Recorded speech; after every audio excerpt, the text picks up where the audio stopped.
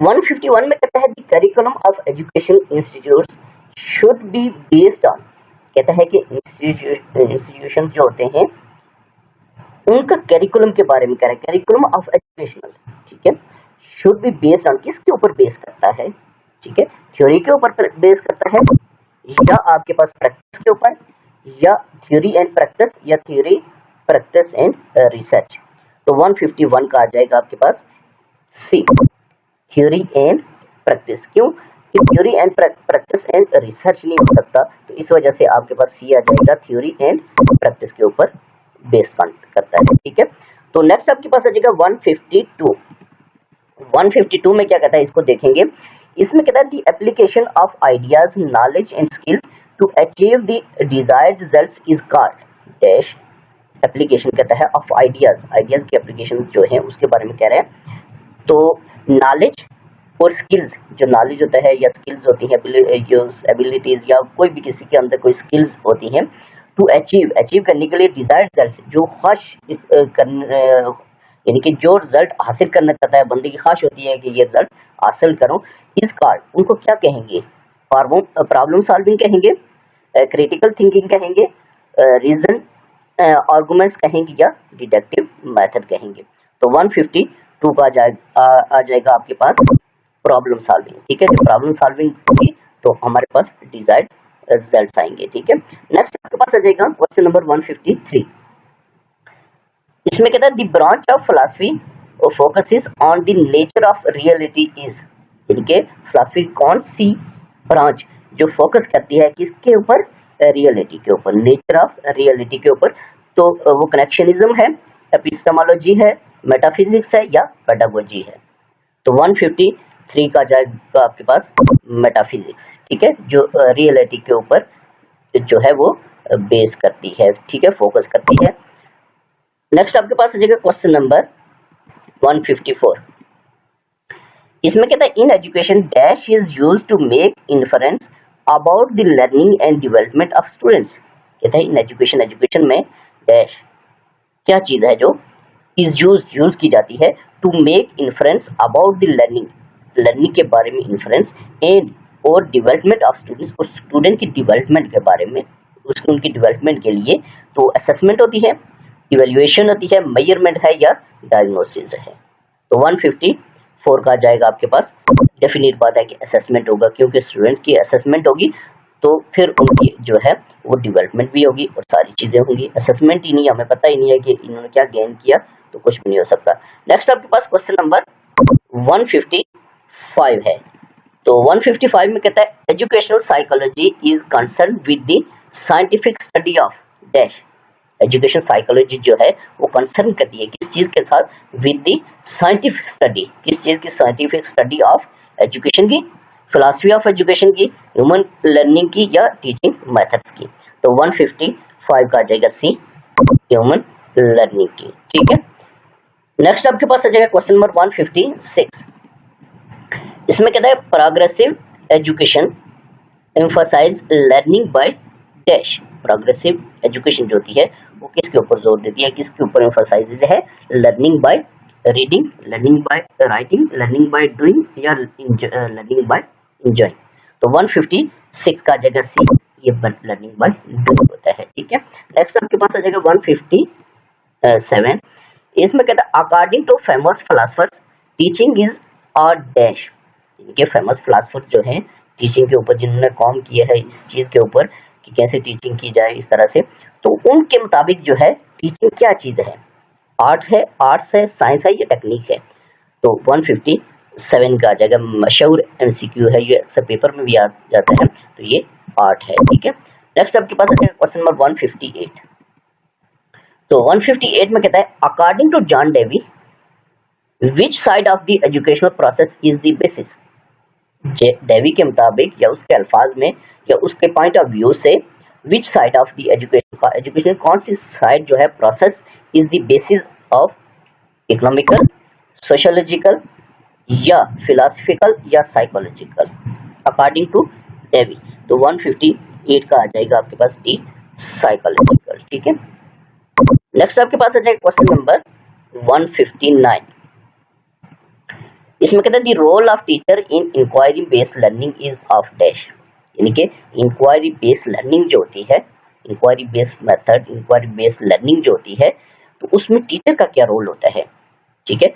वो as a instructor काम करता है, फैसिलिटेटर होता है, डेलीगेटर होता है या फॉर्मल अथॉरिटी होता है। Role of in inquiry based learning में, किसमें, इंक्वायरी बेस्ड लर्निंग में, तो 159 का जगह बी, वो एज अ फैसिलिटेटर काम कर रहा होता है, किसमें, इंक्वायरी बेस्ड लर्निंग में।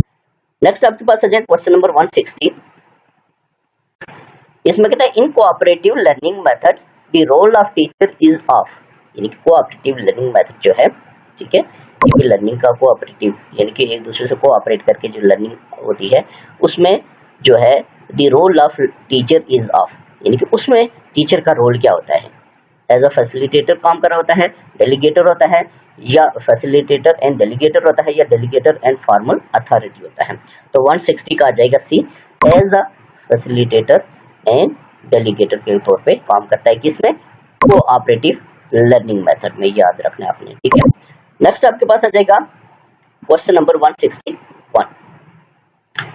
इसमें कहता है dialectic method of inquiry was contributed by, यानी कि dialectic method of inquiry was contributed by, किसने ये पेश किया था, इसमें किसका कंट्रीब्यूशन है, और ये किसका पेश करना भी आप कह सकते हैं इसका, ठीक है। डायलेक्टिक मेथड ऑफ इंक्वायरी, तो सुक्रास का है, प्लाटो का है, एरिस्टोटल ने काम किया, या जॉन डेवी ने इसके ऊपर, ठीक है। तो 161 का आ जाएगा ए, ये सुक्रास का है, ठीक है। नेक्स्ट आपके पास आ जाएगा क्वेश्चन नंबर 162। तो 162 में देखेंगे इसमें क्या कह रहे हैं, 162 में, तो 162 में कहता है दी साइकोमोटर डोमेन इन्वॉल्व्स दैट, देखिए आपको मैंने बताया था कि जो ब्लूम्स टैक्सोनॉमी होती है उसके आगे 3 टाइप्स होती है, डोमेन्स होती है, एक आपके पास कॉग्निटिव डोमेन, दूसरी अफेक्टिव और तीसरी साइकोमोटर, ये आपने याद रखना, वेरी इंपॉर्टेंट है।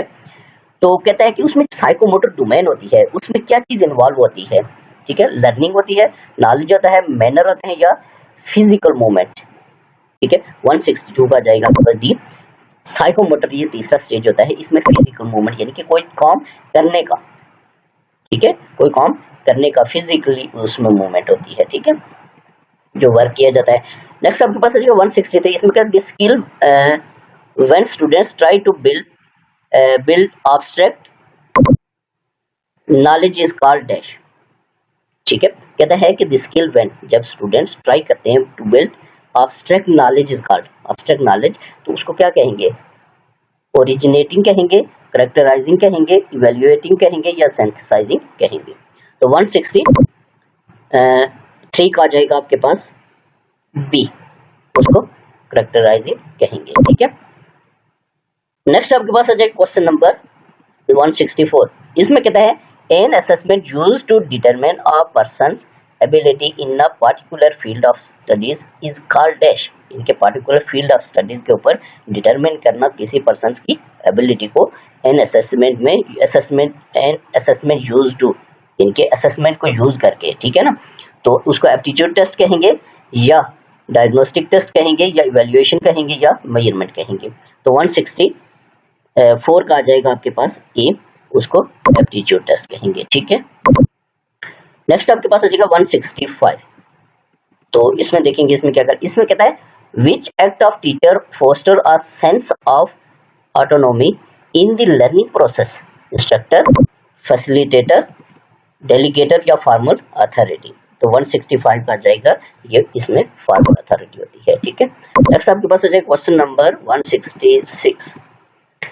इसमें कहता है a teacher is considered successful only if he dash, यानी कि एक टीचर जो है उसको सक्सेसफुल टीचर कहा जा सकता है, कंसिडर किया जा सकता है ओनली इफ ही अंडरस्टैंड ये सब्जेक्ट वेल, अपने सब्जेक्ट को बहुत अच्छी तरह से जान रहा हो, या gets his articles publish in a popular magazine, या उसके आर्टिकल पब्लिश हो रहे हो पॉपुलर मैगजीन में, गिव्स 1% एग्जामिनेशन रिजल्ट, 1% उसका एग्जामिनेशन रिजल्ट आ रहा हो, is gentle and easily approachable. तो 166 का आ जाएगा डी, वो जेंटल हो और इजीली अप्रोचेबल हो, तो उसको कंसिडर किया जाता है कि एक सक्सेसफुल टीचर है।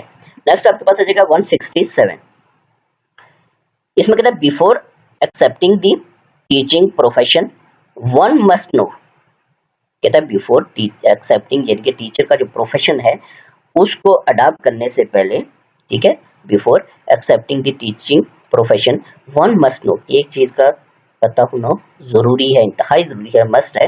The duty of the teachers, teacher की ड्यूटी क्या होती है। The pay scale of teacher, teacher का पे स्केल क्या है। The future prospects of his profession, future prospects जो प्रोफेशन के हैं, या the benefits available to teachers, या टीचर को जो बेनिफिट्स अवेलेबल हैं वो। तो देखिए इसमें डेफिनेट बात है कि फ्यूचर प्रॉस्पेक्ट्स जो होते हैं उनका पता होना जरूरी है, किसके बारे में, प्रोफेशन के बारे में। नेक्स्ट आपके पास आ जाएगा 168, इसमें कहता है women are given preferences in the teaching primary children, ठीक है। अक्सर आपने देखा होगा कि वुमेन को जो है वो प्रेफरेंस दी जाती है कि प्राइमरी सेक्शन में लड़कियों को रखा जाए, वो बेहतर पढ़ा सकती है। कहता है कि इसकी वजह क्या है, क्या काज है जिसकी वजह से ये कंसिडर किया जाता है ये बात। She is emotionally understanding, she can also cry, students do not get scared, या men do not like this profession, ठीक है। 168, तो देखें जो मदर होती है उसमें इमोशंस होते हैं, उसमें जो फीमेल होती है उसमें मदर के इमोशंस होते हैं, यानी कि लड़कियों के, तो वो बच्चों को, छोटे बच्चों को बेहतर समझ सकती है, ठीक है। तो इमोशनली जो है वो अंडरस्टैंडिंग होती है बच्चों की, तो इस वजह से तो शी इज इमोशनली अंडरस्टैंडिंग, तो ये आ जाएगा, ठीक है। नेक्स्ट आपके पास आ जाएगा 169, तो 169 में क्या कहता है, इसमें कहता है the use of the internet for students in their educational activity is in your opinion, कहता है कि बच्चों का जो है इंटरनेट का यूज है किसमें, एजुकेशनल एक्टिविटीज में, यानी कि यूट्यूब है या कोई गूगल है या किसी भी जगह पे कोई एक्टिविटी देखनी हो या कोई चीज तैयार करनी हो, कोई प्रिपेयर करनी हो एक्टिविटी करने के लिए, तो उसका जो बच्चों का इंटरनेट का यूज है, तो कहते हैं कि आपके नजदीक, आपके पॉइंट ऑफ व्यू से वो क्या है, takes the place of the teacher, वो टीचर की प्लेस जगह ले लेता है या ले लेगा, या medium for good teaching, teaching के लिए अच्छा मीडियम है। The wastage of precious time, या प्रीशियस टाइम की वेस्टेज है। गुड मीडियम ऑफ इंटरटेनमेंट, या इंटरटेनमेंट के लिए गुड है। 169 का जाएगा बी, ये medium for good teaching, medium है ये गुड टीचिंग के लिए, ठीक है।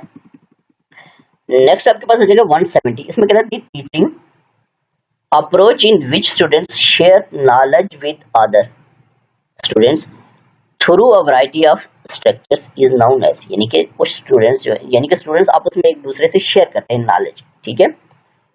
तो टीचिंग अप्रोच जो है जिसमें स्टूडेंट्स एक दूसरे से ये नॉलेज जो है वो शेयर करते हो, कहता है उसको क्या कहेंगे, कोऑपरेटिव क्लासरूम मॉडल कहेंगे, कोऑपरेटिव बिहेवियर मॉडल कहेंगे, कोऑपरेटिव लर्निंग मॉडल, या नन ऑफ दिस। तो 170 का आ जाएगा आपके पास सी, उसको कोऑपरेटिव लर्निंग मॉडल कहेंगे, ठीक है।